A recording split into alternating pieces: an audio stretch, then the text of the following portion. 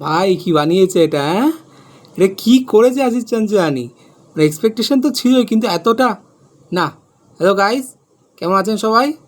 আজকে আশিস চঞ্চলানির নতুন web series একাকী নিয়ে আমি একটা রিয়াকশান দিতে চলে এসেছি। এর ফাইনাল চ্যাপ্টার রিলিজ করে গেছে, আমি দেখে নিয়েছি। এর মোট 5টা চ্যাপ্টার এবং এগুলো নিয়ে আমি আমার রিয়াকশান দেবো, আমার কেমন লেগেছে। আশিস চঞ্চলানি কিন্তু সত্যি কথা বলতে আমি খুব বড় ফ্যান নই, কিন্তু একজন ইউটিউবার বা একজন কন্টেন্ট ক্রিয়েটার যখন আলাদা কিছু করে, একটা হাটকে কিছু করে, নিজেও যেহেতু আমি ইউটিউবার, তো বুঝতেই পারছেন সেটাকে নিয়ে কিন্তু কথা বলতেই হয়, সে ভালো লাগুক কি খারাপ লাগুক।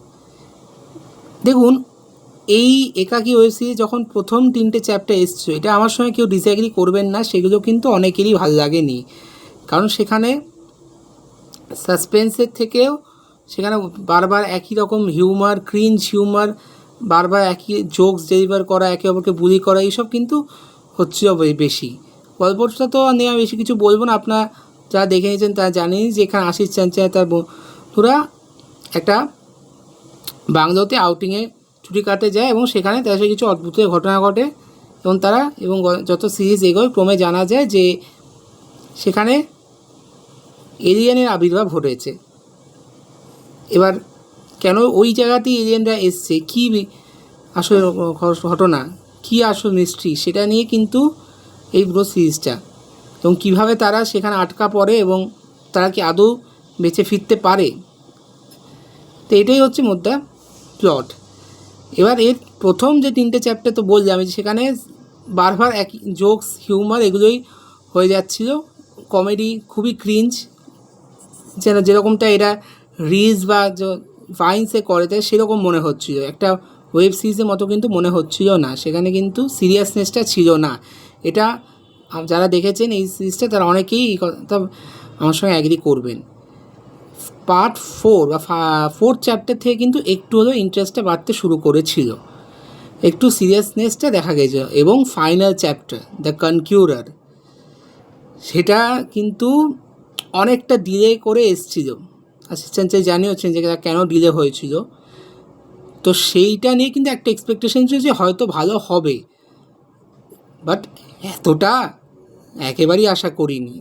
এখানে যেভাবে মিস্ট্রিটা রিভিল হয়, যেভাবে এলিয়েনের ব্যাক স্টোরি দেখানো হয়, ভিজুয়ালস তো মানে কি বলবো, একজন ইউটিউবার সে ওয়েব সিরিজ মানে সেখানে এত দারুণ ভিজুয়ালস যেটা জাস্ট ভাবাই যায় না।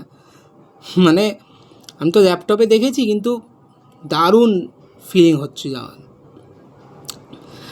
তো সেইটা তো একটা বললামই। এবং আশিস চঞ্চলানি যে একজন ট্রু মার্ভেল ফ্যান, সেটা কিন্তু এই ফাইনাল চ্যাপ্টারটা দেখলেই বোঝা যাবে।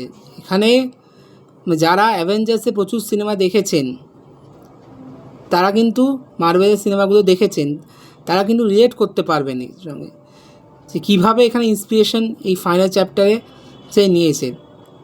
এবং ভাই ফাইনাল চ্যাপ্টারটা জাস্ট কাঁপিয়ে দিয়েছে।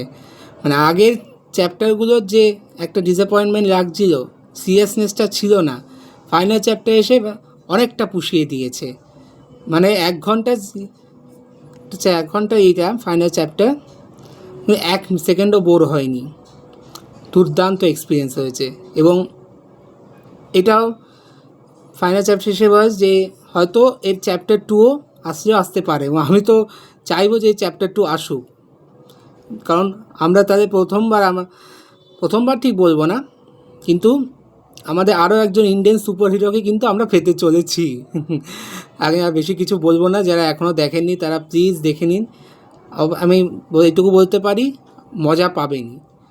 তো আমি যদি বলেন যে এই পুরো ওয়েব সিরিজটা দেখে 5টা চ্যাপ্টার দেখে আমার রেটিং দিতে হয়, তো আমি অবশ্যই এইটাকে রেটিং দেবো 3.5 আউট অফ 5। যারা এখনও দেখেননি যান, এই চেক আউট করে আসুন, বলবো মন্দ লাগবে না। বিশেষ করে যদি অ্যাভেঞ্জার্সের সিনেমা দেখে থাকেন, তো আপনি বুঝতেই পারবেন যে কীভাবে ইন্সপিরেশন নিয়েছে, এবং আমাদের এই কাজটাকে সাপোর্ট করা উচিত। একজন ইউটিউবার, কন্টেন্ট ক্রিয়েটার, সে নিজের রক্ত, জল, পয়সা খরচা করে এই জিনিসটা বানিয়েছে, এটাতে অ্যাটেম্পটাকে কিন্তু আমাদের প্রেস করা উচিত, আমাদের দেখা উচিত। তাহলে এর থেকেও হয়তো আরও বেটার কিছু উনি আমাদের জন্য ফিউচারে নিয়ে আসবেন। তো এইটাই ছিল বলার। আপনি ভিডিওটি ভালো লাগে লাইক শেয়ার সাবস্ক্রাইব অবশ্যই করবেন, আমার চ্যানেলের পাশে থাকবেন। ধন্যবাদ।